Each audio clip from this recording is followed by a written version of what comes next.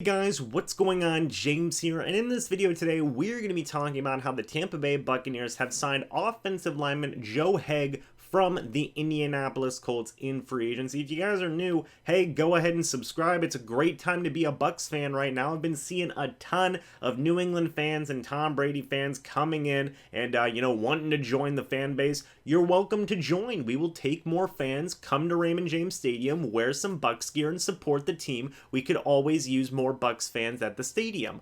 And hey, if you guys are returning to this video, go ahead and hit the like button. That would be greatly appreciated as well. But let's start talking about this signing, okay? The Tampa Bay Buccaneers have signed Joe Haeg from free agency. He is formerly of the Indianapolis Colts. I believe he was a former third-round draft pick. You guys could correct me if I'm wrong down in the comment section below, but Joe Haeg's an interesting guy, okay? He's 27 years old. He was a starter for the Indianapolis Colts, I believe, in 2016 and in 2017, and then come 2018, I don't believe he played a full season, and then in 2019, he was no longer a starter for the team. He was more of a fringe starter type of guy. He is still relatively young, though. I believe he is 27 years old. He just wrapped up his rookie contract with the Indianapolis Colts, and he is expected or slated to be the starting right tackle right now, although I don't think that will stay for very long. But you know what? This is a good signing, in my opinion. I don't believe they signed him to a big contract. I believe it was a 1-year, $2.4 million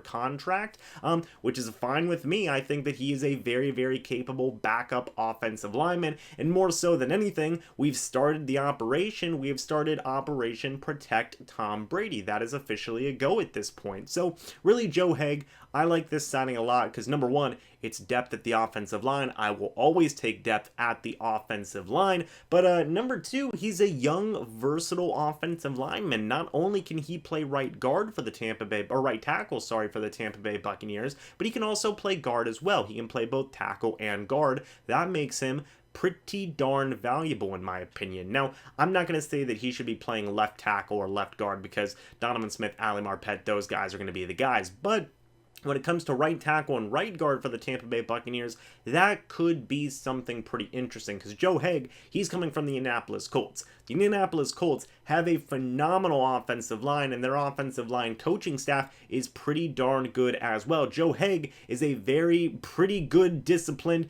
very well coached offensive lineman right now. So he's coming into a system where there is some question marks revolving first off the right tackle position because Damar Dodson is no longer on the team. But right guard, I think that if he needed to, Joe Haeg could give Alex Kappa some pretty darn good competition. I don't think it is 100% necessary because I think Alex Kappa showed massive amounts of improvement from year one to year two last year, but I do think if Joe Haeg needed to, he could be some pretty decent competition, if not a fringe starter for this offensive line, be it at right tackle or right guard. But in the end, I don't think Joe Haeg is going to be a starting right tackle for this team. I think he could be if we needed him to be, but I still think that the Buccaneers should draft an offensive lineman round one in the NFL draft. I think that should be the move 100%, and I do think even more so than that, just because Joe Haeg is on the team, the Buccaneers should continue to add depth at the offensive line. I still think they need a backup left tackle, be it in the draft or free agency. I still think Jared Veldheer